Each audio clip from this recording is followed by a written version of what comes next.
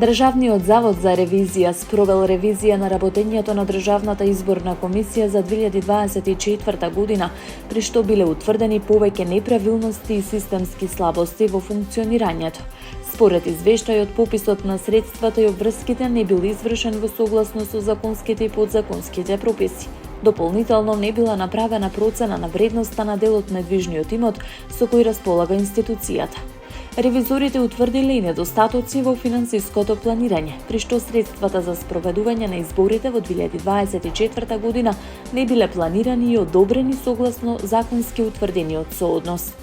Како системски слабости во извештајот се посочува потребата од усогласување на законската рамка што го регулира оданочувањето на изборните активности, како и преиспитување на моделот за распределба на средствата за платено политичко рекламирање на учесниците во изборните кампањи.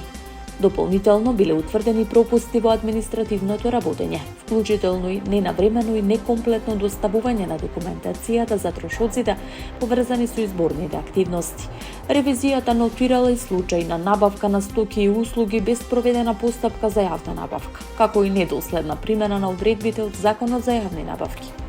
Од Државниот завод за ревизија посочуваат дека овие наоди укажуваат на потреба од подобрување на финансиското управување, транспарентноста и почитувањето на законските процедури во работењето на Државната изборна комисија.